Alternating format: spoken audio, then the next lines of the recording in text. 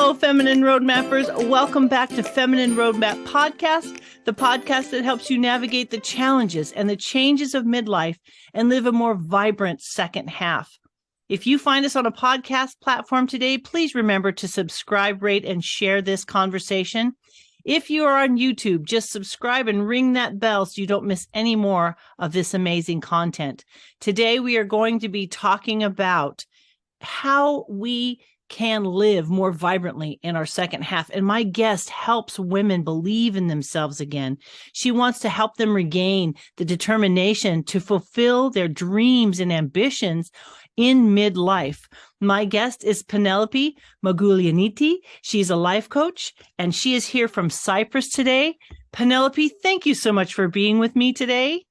Thank you so much for having me, Gina. I am so excited to be here with you and with your listeners, and I really look forward to our chat.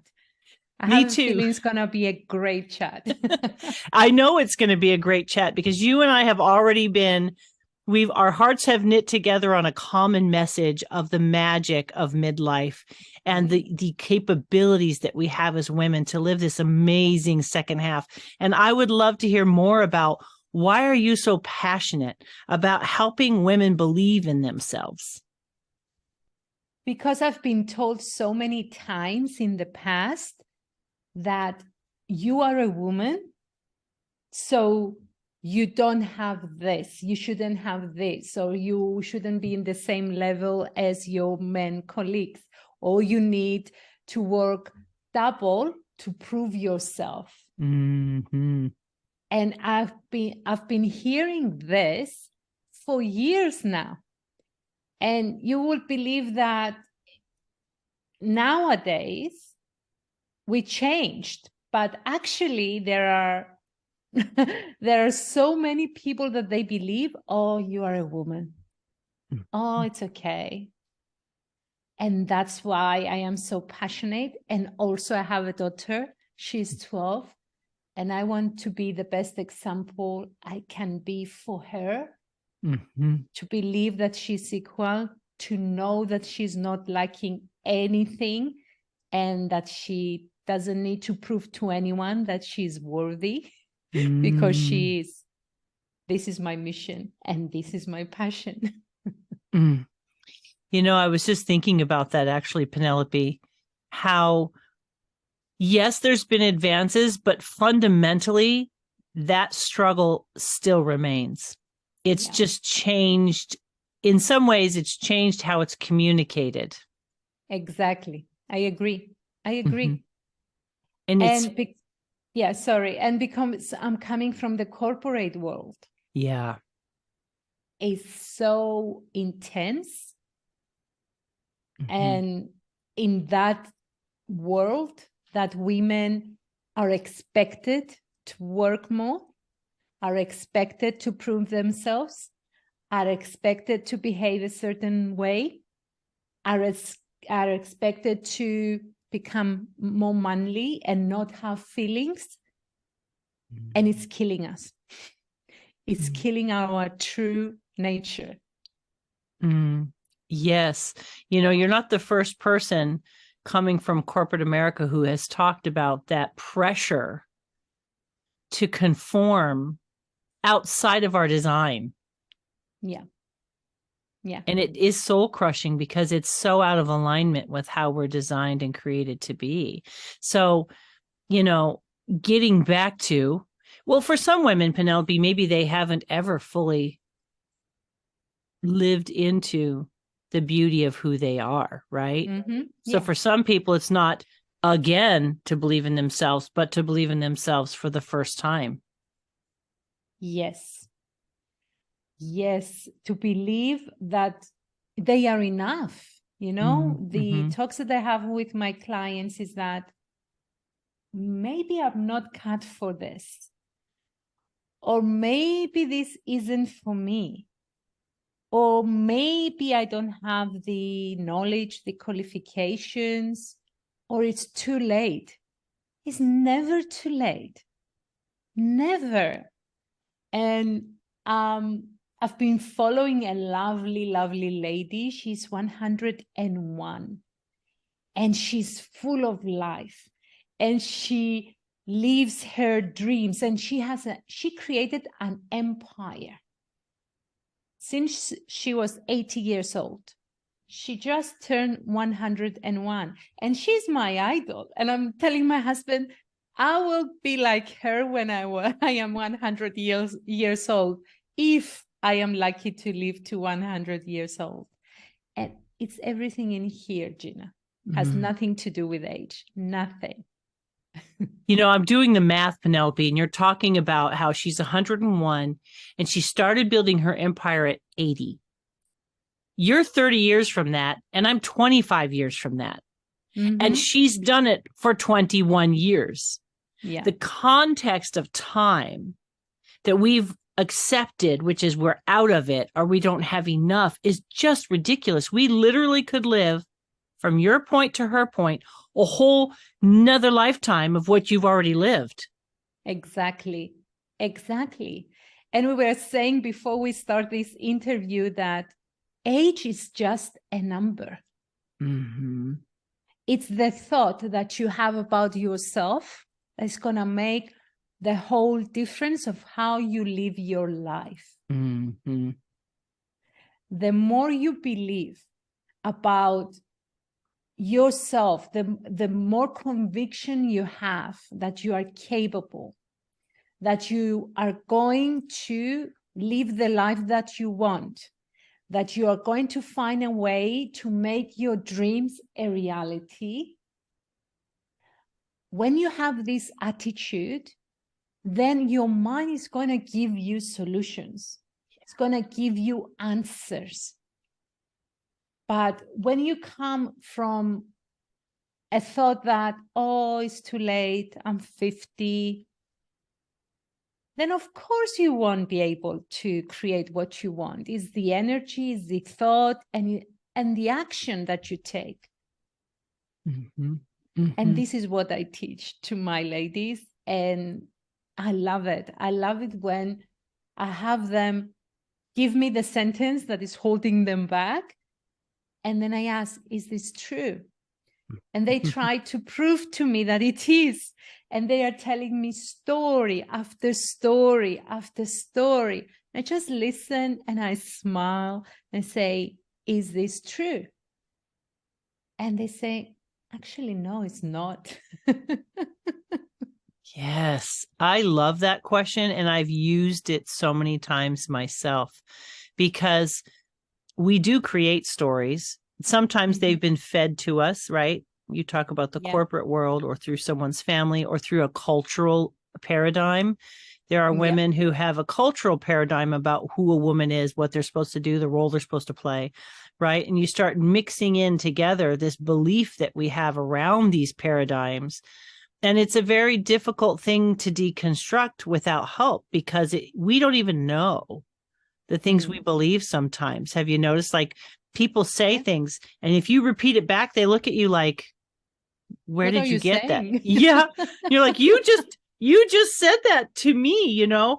And this, it's so powerful if we get into the conversation around our belief system, what we believe to be true. Yeah. And as you said, not all of our beliefs are ours. We've inherited them.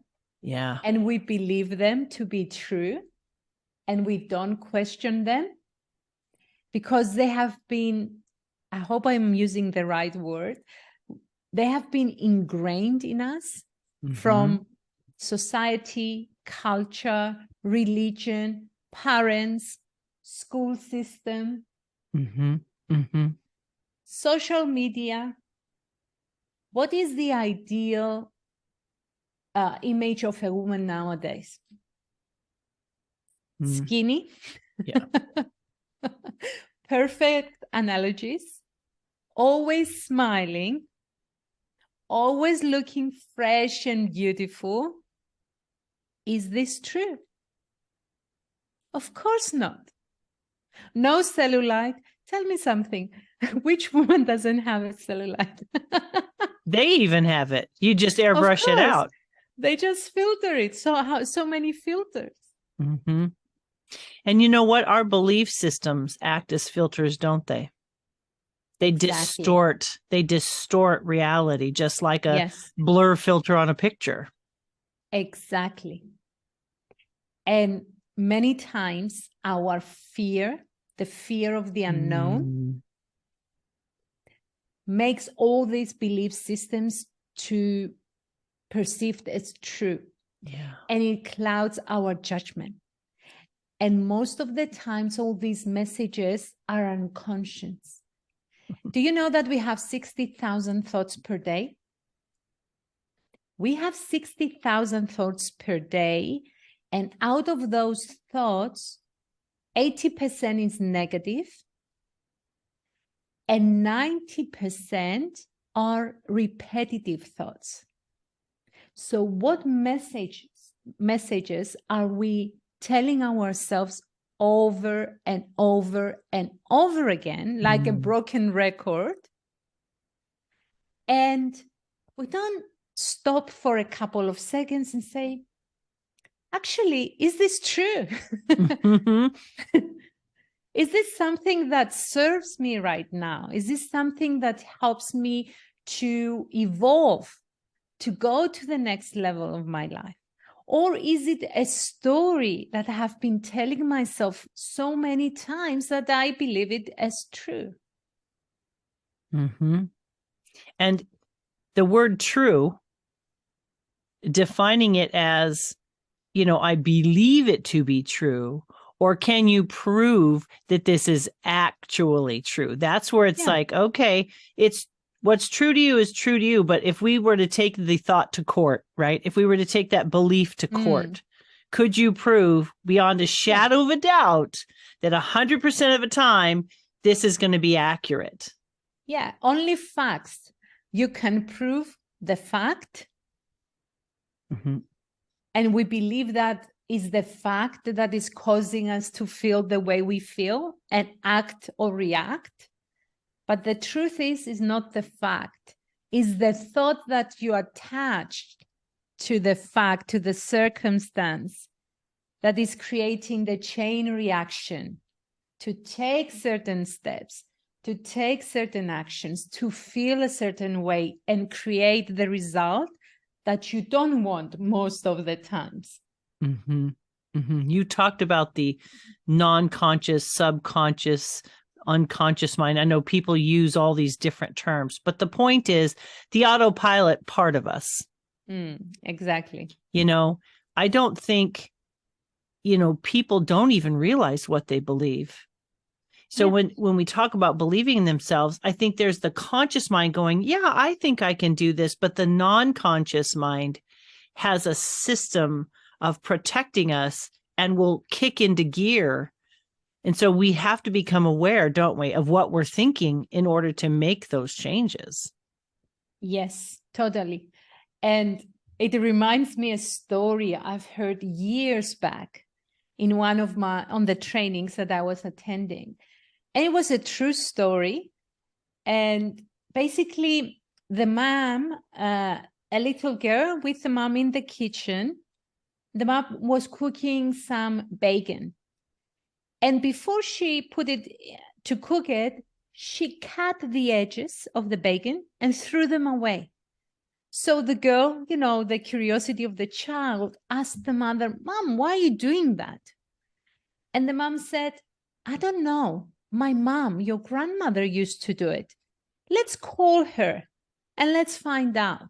So they called the grandmother, and the grandmother started laughing and she goes, "Oh, my mother used to do it. I don't know why she used to do it, but because I was watching her, I did the same." And luckily, the great grandmother was still alive, so they asked her. And the great grandmother started laughing and she said, "Oh, we were so poor and I couldn't buy a bigger pan. And the bacon didn't fit in the certain pan, so I had to cut it on the edges to cook it correctly." And this proof 3 generations, 4 generations down, if you include the little girl, they were doing exactly the same thing without questioning. Mm-hmm.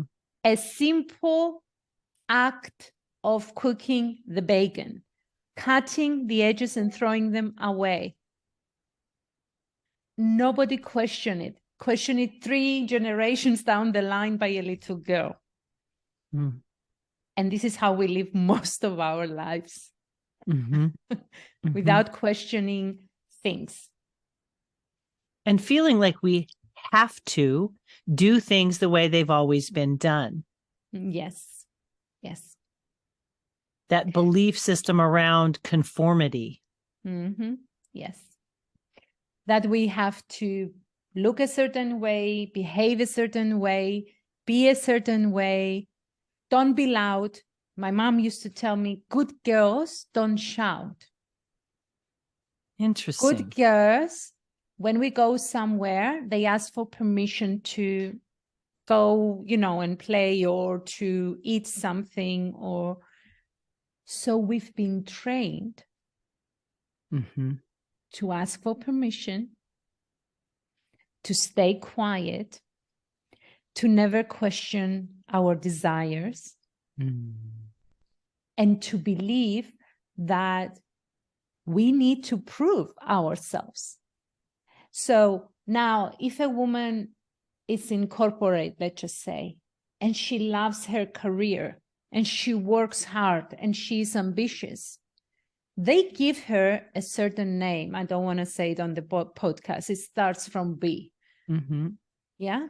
If a man does the same, oh, he's ambitious, he loves his career.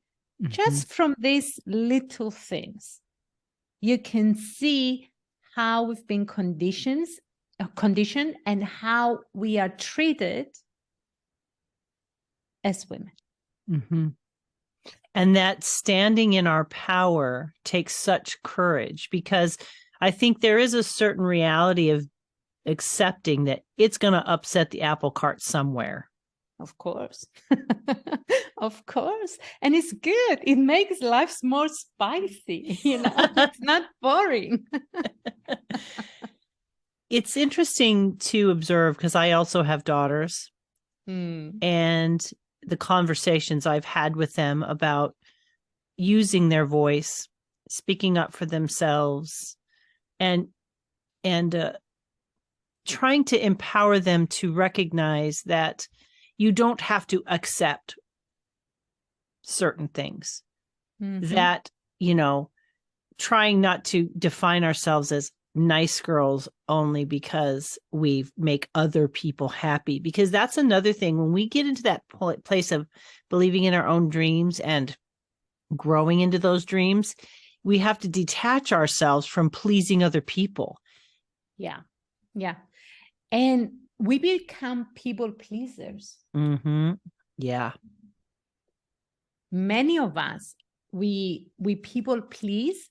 And again, it comes out from our need to feel accepted and loved. So if we have that uncertainty and we are not confident that we are enough the way we are, we try to people please others to accept us, to love us, instead of loving ourselves and accepting ourselves and not trying to change ourselves if we don't want to. Well, and the reality is that we lose ourselves. And so this whole idea about women believing in themselves and getting back to that place, I feel like the path has maybe taken them so far that it's kind of a foreign idea, and it feels foreign too, especially if a woman has lived her life in such a way that she's made sure to always come underneath everything and everyone.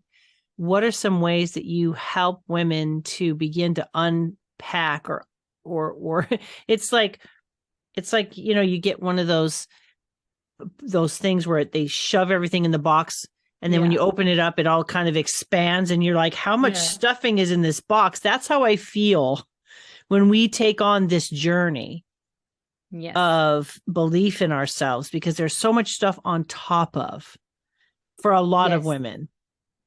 Yes. And I'm not going to lie and say it's going to be an easy process. It's not. But it starts from the desire and the commitment to yourself, to commit to yourself that you are going to start paying attention to yourself. That is not selfish to put yourself first. And someone told me years back, you're a selfish mom. And I said, yes, I am. I am a selfish mom because I make sure I look after myself so I have the strength and the stamina and the presence when I am with my kids to be with them instead of shouting at them. Mm-hmm. So I put myself first. And if you believe I am selfish, that's fine. This is how I am becoming a better mom, a better wife. But I am doing it for myself, not from anyone else. And that's the trick, the tricky part. We believe that, yes, I need to rest to give to others. No, I need to rest to give to myself first because I deserve to rest. Mm-hmm. I deserve to sit down. I deserve to pay attention to myself because I am doing so much. I am contributing so much. So why shouldn't I? And we start from here with my clients. What's happening right now? What do you want your life to look like? Are you willing to commit to make the changes? Mm-hmm. And that's the biggest obstacle. Well, and if you haven't taken that journey, it's hard to imagine what it's like to go through that process. But I do have to say that in encouragement to people listening, if we are unhappy where we are with maybe the way we are in relationship or what's happening in our lives, we are the ones that hold the answer. And there's nothing to be afraid of. It's one of those things. It's like, it's the fear of the unknown. Well, if you don't like the known, the only solution is the unknown. And it's not like an overnight thing, right, Penelope? We're not asking people to go from, the left all the way to the right or the top all the way to the bottom. We're going through the next best thing, right? It's a dismantling, a rebuilding. It's actually a lovely discovery of ourselves. It is. It's a journey. Yeah. And we need to learn to enjoy the process. Yeah. Yeah. That took me a minute and a half. I'm like, no, this is taking too long. Yes, because you know what? Every step that you make, even if it's a little one, it makes you stronger. Mm-hmm. Mm-hmm. It takes you to the next level. It helps you evolve, to grow, to handle challenges better. Mm-hmm. And since we've mentioned autopilot before, even pilots, when they are on the plane and the plane is in autopilot, they have to take corrective course. They course correct. And we have to course correct. We have to be willing to change the things that they are not serving us, to set boundaries, to communicate our needs. And that's another thing. We don't. We expect people to know what we want. Mm-hmm. But they are not magicians or, I don't know. Mind readers. Thank you, mind readers. We need to tell them. And that's one of the biggest let's just say, challenges that they come up with when I do my sessions.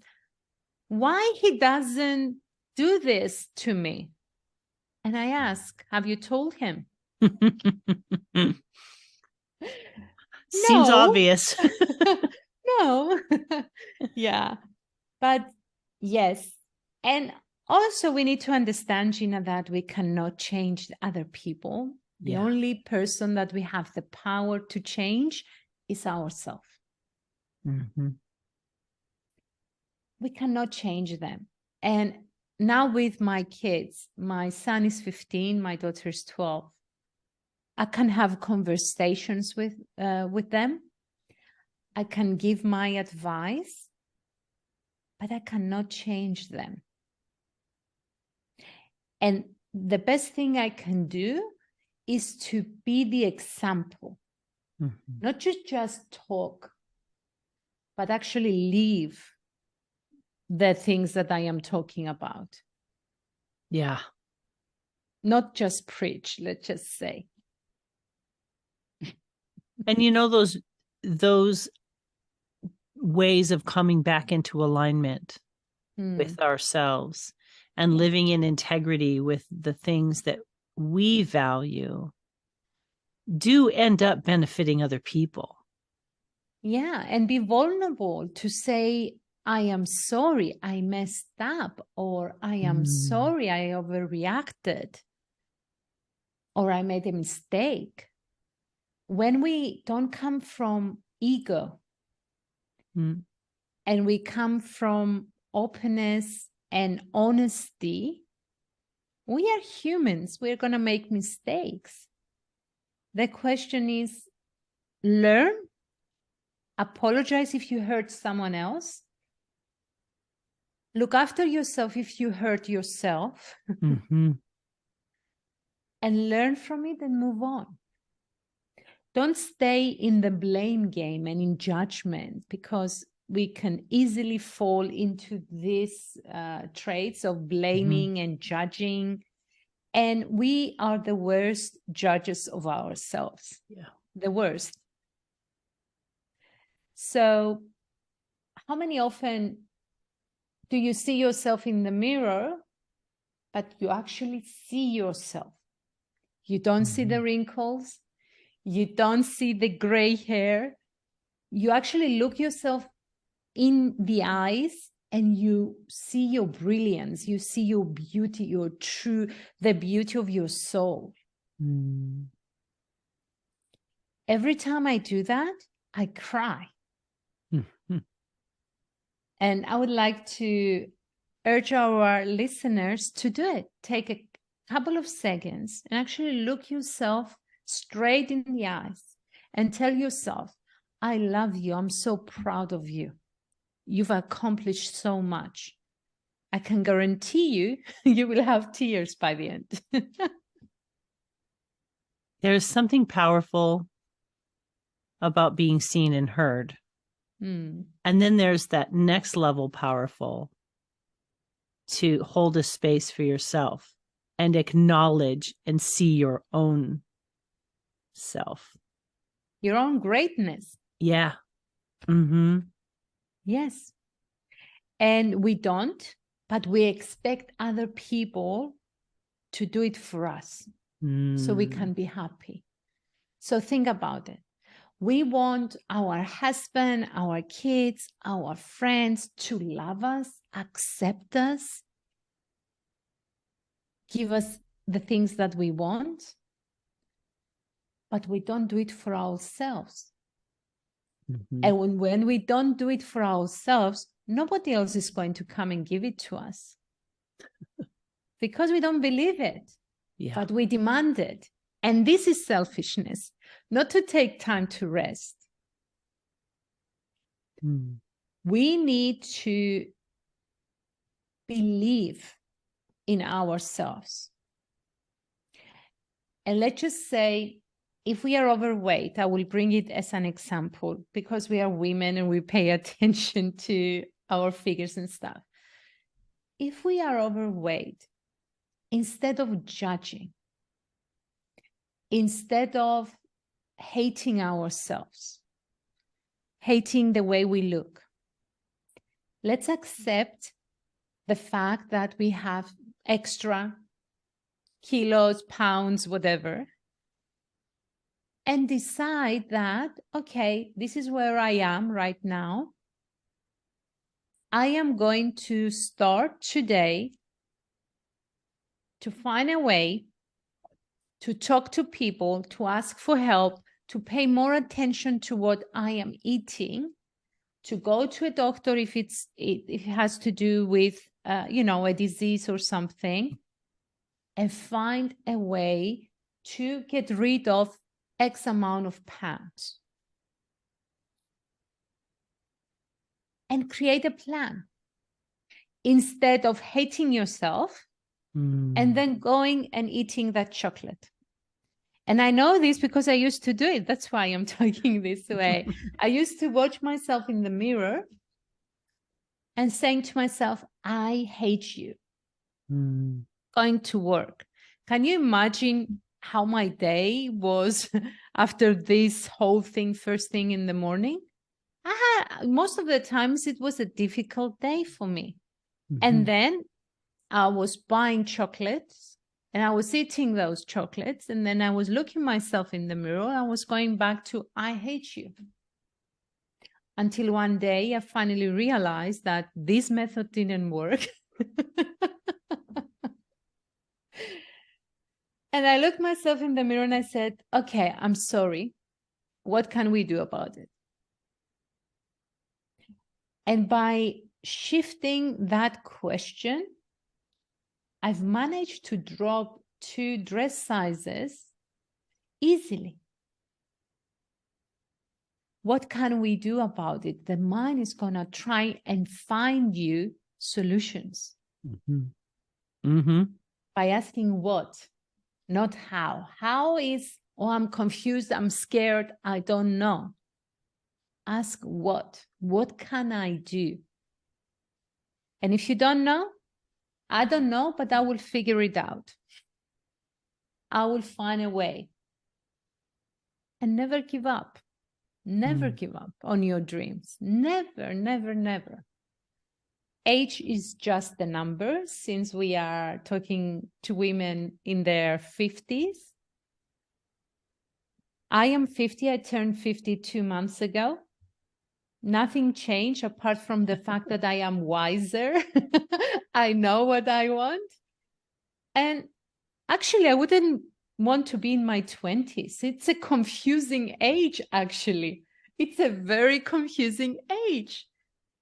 Yeah. Now I know what I want. I have the experiences. I have the wisdom. I have the knowledge. I know what to expect. And I know that I can make my dreams possible if I commit. And I'm not special. All of us, we have this greatness. All of us, we have this uniqueness. Each one of us is unique. Each woman is unique, and each woman has a certain beauty. It doesn't have to be on the outside. And I always say that beauty starts from within and it goes out, not the other way around. Yet, where do we put our attention, or where are we taught to put our attention? Exactly. That's a real struggle, is that idea of what is worthy and valuable and beautiful. And we put so much energy into that being the end all be all for whether or not we have worth and value.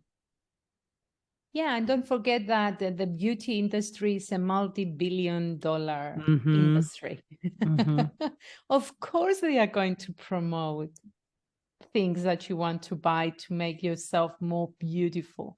And obviously, we are not saying don't look after yourself. Right. But you need to feel good about yourself. If you don't feel good, it will show. I think it's finding joy in the way we express our particular beauty. For me, I've been a makeup artist for over 33 years now. And so I've had thousands of conversations around the topic of beauty and women's feeling less than because of beauty. And I really feel like we need to redefine that. Yeah. You know, I found that somewhere along the line, I'm very tall, proportionate to my height. And somewhere early on, I felt that small equaled attractive. Mm. I've always liked being tall. It's not, the problem isn't being tall. It's my idea of, you know, and it's interesting. I'm sure every culture is different too, because I know for a short while I taught at a modeling school, believe it or not, and I was teaching runway walking and that sort of thing. And I had different cultural influences in my students. And one of the young gals in her particular culture, because she was thin, she was made fun of. She would wear big baggy clothes because she was thin. And my culture would say, wow, look at you. You have the perfect body because you're thin. Yes. And in her culture, in her family and culture, like her family culture as well as her actual ethnicity culture, they value a meatier person. Yeah. But she wasn't built that way. And I feel like we forget that we are not a woman, meaning we are not all one thing. We're beautifully, wonderfully, fearfully made with personalities and gifts and abilities. And we're so much more. But yet I've spent years being hung up on being so much taller or bigger. That was the term, the negative term that was thrown early on. We lose sight of our own magic and just the wonder of who we are as a whole person. There's so much more that we have to offer as women. And in believing in ourselves, we wait until we look a certain way, or we wait until there's some kind of magic formula, we think, right, before we take action. What is that about? It's those belief systems run so deep. Yeah. Because we have been taught this way. Yeah. They told us since we're this little, over and over again, this is what is good, this is what's normal. And if you're not like this, you are lacking something. Yeah. Yeah. I mean, I use social media for my business, but I don't usually sit and go through social media. But I do it occasionally to see what's out there because I have 2 teenagers at home. So I want to know. And it's shocking. Yes. The messages that pass to our kids through social media. And obviously we have filters and we are preventing things because it's a dangerous world out there, especially for young kids. But let's just say video after video after video is this young woman wearing a certain type of clothes, having a certain type of body, not natural characteristics. And this is the normal. Is it? Well, and we're really moving into a season of the world where, I mean, I get emails from my podcast, Penelope, that talk about, plastic surgery like it's a supplement. It's assumed that women will do it. It's assumed that this is part of the process in a woman's life specifically.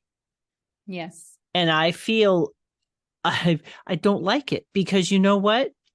We've always compared ourselves against unrealistic things, but this is even more unrealistic because the person who we are saying is so beautiful, let's say, doesn't even look like that herself.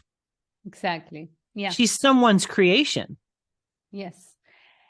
And we are not saying don't do it, but do it for the right reasons at the end of the day. I mean, don't do it because all your friends are doing it. Right. if you really feel the need that you need to fix your face, to remove your wrinkles, do it for the right reasons, not because out there lots of people are doing it or because it's fashionable. Right. Not for the conformity piece. Yes. Yeah. And that's where I think my head was headed is, this ideal is put there and we're comparing ourselves to that, but it's not healthy for us to compare ourselves to that. I feel like if we could empower women to do what you said, to see themselves and to, instead of pick ourselves apart, look for those things that we love about ourselves inside and out, really hold a space for who we are. And what do you love about yourself? It can be physical, but I really want us to focus on who we are, not how we look, because that's the enduring piece of who we are, isn't it? Yes. And you know what? Every age has its beauty, and I truly believe this. Mm-hmm. Mm-hmm. So by trying me being 50 and trying to look like I am 20, who am I kidding? I am 50 years old. Yeah. Yes, I look after myself. I pay attention to what I eat. I exercise. I pay attention to my sleep. I don't smoke. I don't drink too much. I love a glass of wine, but I don't like to get drunk. We were talking earlier on, I don't like to be exposed in the sun. I am looking after myself. And I know that I will age. It's called life. This is how we were made by our creator, or by the universe, or whatever we believe that we came from. Yes? It's a natural process of life. And instead of concentrating on the past, how about deciding that, okay, I am here today. How can I make, what can I do to make the next 10 years extraordinary? Mm-hmm. Who do I need to become? What experiences do I need to have? What do I need to learn? And concentrate on that. What is the beauty of being here right now, this age? What do I want to create? These are the questions that we need to ask ourselves, because we don't know, and this is the truth, we don't know how long we will live. Nobody does. Mm-hmm. Mm-hmm. Either we like it or not, we have an expiry date. And what are we going to spend it doing? Complaining about things or doing? Exactly. Mm-hmm. So live every single day fully, with joy, with passion. And if you're facing challenges, understand that is part of life. Life is 50-50. And I love this term. Life is 50-50. 50% is beautiful and joyous and fun and exciting. And 50%, it has challenges. It has pain, fear. But life is balanced. So look life and believe in yourself this way.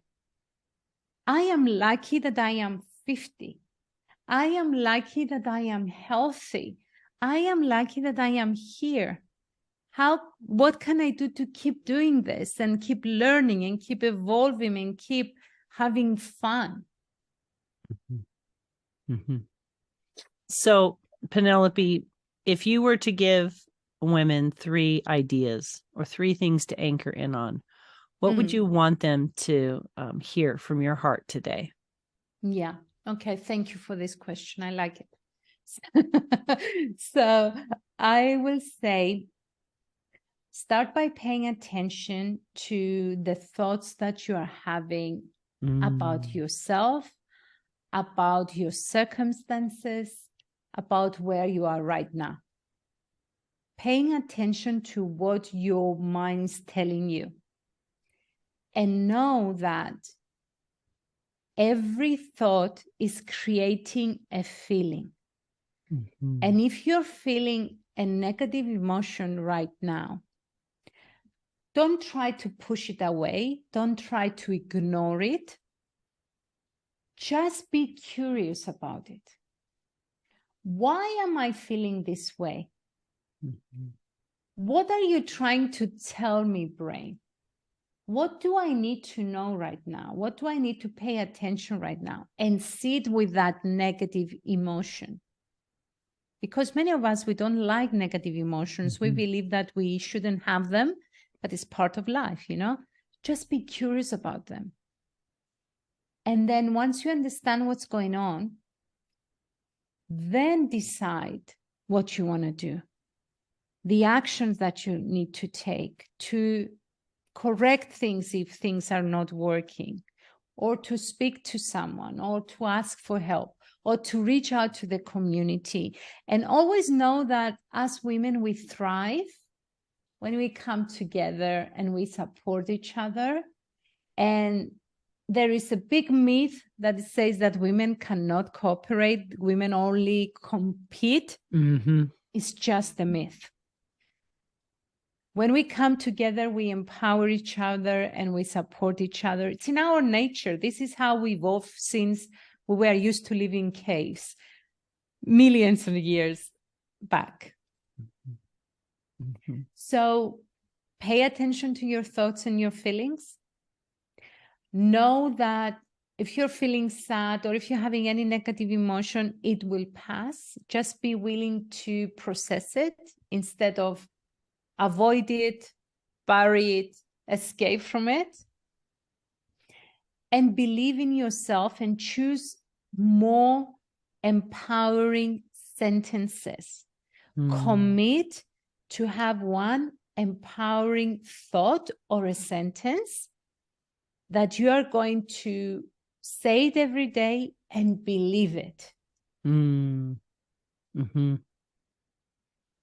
It's telling our brain what to think instead of our brain telling us what to think. Yeah, we are the boss. Not the other way around. We are the boss. Time to course correct, like that pilot example that you said earlier. Yes. Yes. Now, Penelope, how can people get a hold of you? They can find me through my website. It's called penelopemagoulianiti.com. If they want to talk with me, they can book a call with me. I do one free consultation with anyone that they want to reach out to me. So it's penelopemagoulianiti.com/let's talk. And they can book a call. And also I have a gift for those people that they want to evaluate their life. They want to see a training around understanding where they are right now and what they want to create. I have a whole training, a 45 minutes training. It's again, penelopemagoulianiti.com/gift. And they can go there and they can claim it. Perfect. I'm writing those down though. Penelope, I want to thank you so very much for reaching out and for spending your time having this important conversation with me about the power and the beauty of being a woman and being your own woman and finding the courage to allow that woman to come to the surface so that life can be that much more rich. Because I really believe your message in that we can do what we set our minds to do at any point in life, but to our conversation, Midlife. And I'm so grateful for the clear, empowering way that you communicate your message. I feel like the way that you show up in the world is just so bright and wonderful. And I really appreciate you sharing your light with me and my tribe today. Thank you so much for having me. It was a pleasure. I'm so grateful. and you are giving a lot back to your tribe. And again, you are a great example. And I am honored to be on this podcast. So thank you so much. It's my pleasure. Today, friends, if you find yourself driving and listening to this podcast, just head on over to www.feminineroadmap.com/episode 315 and just look in the show notes. I will have links there. If you find yourself on YouTube, just look down below. It's right there in the description box for you. So today, friends, I've been speaking with Penelope Magoulianiti. She is a life coach with a passion for helping women become the best version of themselves in midlife, to believe in themselves, and to know that, yes, you can fulfill your dreams. The only reason you would not be able to fulfill your dreams is because you didn't choose to figure out what you can do to make that happen in your life. This process, you're going to live whatever years you've been given left to live. Why not live them with that curiosity, that intention, that purpose, that beauty of who you've been created to be? Why not tap into the resource that is you and believe the things about you that are true and learn to change the things that we've thought are true but are not?